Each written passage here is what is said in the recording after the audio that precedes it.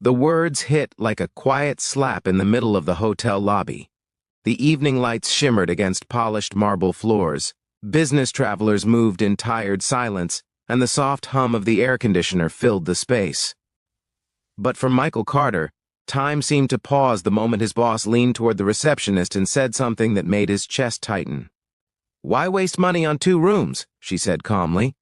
At first, Michael thought he had misheard, but then he saw the receptionist hesitate, glancing between them. Michael wasn't just a regular employee on a business trip. He was a single father who had spent the last 4 years rebuilding his life piece by piece after losing everything. And now, in one quiet moment, his dignity felt like it was being tested. But what he said next would shock his boss in a way she never expected. Before we continue, if you believe kindness, second chances, and compassion still matter in this world, please take a moment to like this video, share it with someone who needs inspiration, and subscribe to the channel. Your support helps stories like this reach more hearts. Michael Carter had never planned to become a single father. 4 years earlier, his wife Rachel had passed away suddenly after a brief illness, leaving him alone with their 3-year-old son, Ethan. The grief nearly crushed him. Bills piled up, sleep disappeared, and every day felt like walking through fog. Friends drifted away because they didn't know what to say. Family lived in another state, and suddenly Michael was responsible for everything. Daycare, cooking, laundry, school forms, bedtime stories, and the quiet tears he tried to hide from his little boy. He had worked as a warehouse supervisor back then, barely making enough to keep the lights on. But Michael had one powerful motivation: Ethan. Every morning when Ethan wrapped his tiny arms around his neck and said, "Love you, Daddy," Michael felt the strength to keep going. He took night classes online after Ethan fell asleep. He studied management, accounting, and logistics while drinking cheap coffee at the kitchen table. 3 years later, those sleepless nights paid off. Michael landed a job at Harper Logistics, a rapidly growing shipping company based in Chicago. It wasn't glamorous, but it offered stability, benefits, and the chance to move up. His new boss was Victoria Lawson. Victoria was known throughout the company as brilliant, efficient, and intimidating. She was in her early 40s, sharp-minded, always perfectly dressed, and rarely smiled. Employees whispered that she cared more about numbers than people.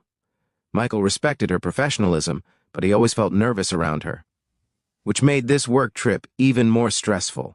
The company had sent them to Denver to finalize a partnership with a regional distribution firm.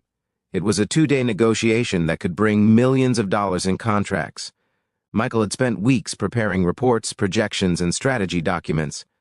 But there was one complication. Ethan's daycare had closed unexpectedly due to a plumbing emergency. Michael had tried every option: neighbors, friends, babysitters, but no one was available.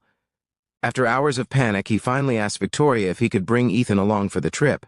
He expected her to refuse. Instead, she surprised him by saying yes. She didn't sound thrilled, but she allowed it. And now, standing in the hotel lobby, Michael wondered if that decision had annoyed her more than she admitted. The receptionist looked uncertain. "Ma'am, the reservation includes 2 rooms." Victoria waved her hand dismissively. "It's just unnecessary company spending," she said. "They're only staying 1 night." Michael felt his stomach twist. He glanced down at Ethan, who was half asleep on his shoulder, clutching a small dinosaur toy. Victoria turned to him, speaking in the same calm, corporate tone she used during meetings. "You and the kid can take my suite's living room sofa. It's large enough." The words were practical, but something about them stung. Maybe it was exhaustion. Maybe it was the years Michael had spent fighting to give his son stability. For a moment, he considered staying silent. He needed this job. He needed the health insurance. He needed the salary that finally allowed him to buy Ethan new shoes instead of second-hand ones. But then he remembered something Rachel once told him during their hardest days. "Your worth isn't measured by what you can afford. It's measured by what you refuse to accept." Michael slowly shifted Ethan on his shoulder and looked directly at Victoria. His voice was calm, but what he said next froze the air around them. "If the company can't afford 2 rooms," he said quietly, "I'll pay for mine myself. But my son deserves a bed, and I deserve to keep my dignity." The receptionist stopped typing. Victoria stared at him. It wasn't anger she felt. It was something else. Surprise. No employee had ever spoken to her like that, not aggressively, not defensively, just honestly. For the first time that evening, she really looked at Michael Carter. She noticed the dark circles under his eyes, the worn edges of his suitcase, the little boy asleep against his shoulder, and suddenly, a memory from her own childhood surfaced. Her father had worked 2 jobs after her mother left. She remembered the exhaustion on his face, the sacrifices he made, the quiet pride he carried. For a long moment, Victoria said nothing. Then she turned back to the receptionist. 2 rooms, she said simply, and add room service breakfast for both. Michael blinked, surprised. But the real surprise came the next day. During the negotiation meeting, something unexpected happened. The partner company pushed back on pricing, threatening to walk away from the deal. The room grew tense. Executives argued numbers. Spreadsheets filled the screen. But Michael saw something they didn't. A small logistical inefficiency buried in the supply chain proposal. He calmly explained how adjusting distribution routes could reduce costs by nearly 15%. The room fell silent. The partner company executives exchanged glances. Within minutes, the entire deal shifted in their favor. Victoria watched him carefully the entire time. After the meeting ended, she approached him in the hallway. For once, her voice sounded different, softer.